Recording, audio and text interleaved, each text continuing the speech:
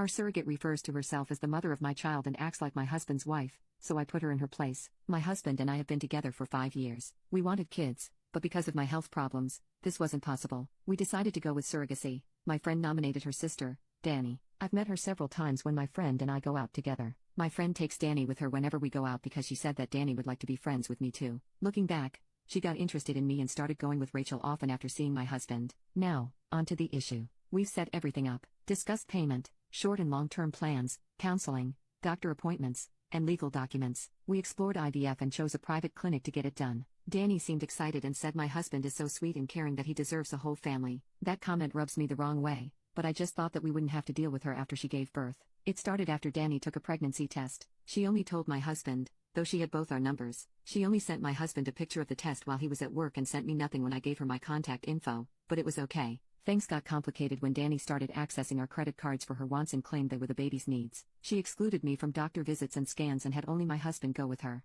Her excuse was that my husband drives and has time since I work and unavailable most of the time. I felt isolated from this experience but said nothing, knowing she was burdened, so I had patience. My husband had no idea what was happening and if this was normal. This was new to us, so we didn't know. He also said that Danny gave him the ick because she was so clingy and possessive of him in the clinic. He told me that Danny doesn't like the nurses looking at him and talking to him. She's 7 months in, and last week, she had us visit to discuss things that I thought we'd previously agreed on, but she said she changed her mind about it, and her mom was there, too. I heard Danny out and was shocked when she gave a list of how things should be from now on since she said there was a lot of confusion in the past cause of me stressing her out by complaining. She requested she get a say in baby names after I deleted the list of names she sent to my husband. She wanted more access to my husband's credit cards and free time to get stuff done at her place. Also, I need more time with the baby than I agreed on. Then, I wrapped up by saying only my husband should be with her in the delivery room and use the hospital as an excuse. I got up and firmly stated I disagreed with her new terms and that she had to stop acting like she was my husband's wife and this was their baby. She said it was technically her baby because she was carrying it.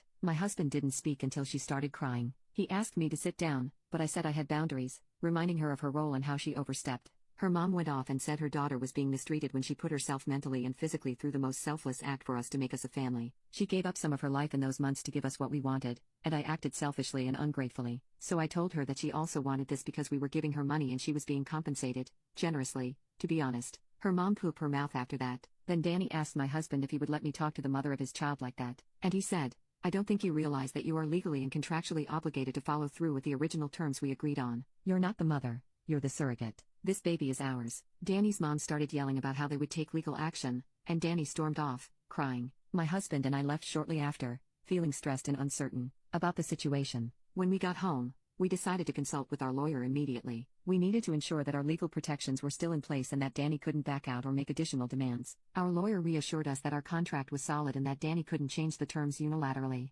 In the meantime, my husband and I decided to distance ourselves from Danny as much as possible while still adhering to the necessary medical appointments. We asked the clinic to ensure we were informed about appointments and results. We also restricted her access to our credit cards, providing her with a fixed amount for the baby's needs and requiring receipts for all expenses. I also contacted Rachel, my friend and Danny's sister, to explain what had happened. Rachel understood and said she would talk to Danny and their mother to smooth things out. She also admitted that Danny had always been somewhat possessive and might have developed an emotional attachment due to the pregnancy hormones. I worry about this stress's impact on the baby and our future interactions with Danny. However, I'm determined to stay firm on our boundaries and ensure that the surrogacy arrangement proceeds as planned. My husband and I are focusing on the future and preparing for the baby's arrival. We're seeking counseling to cope with the emotional strain and to ensure that we are both in a healthy place when our baby arrives.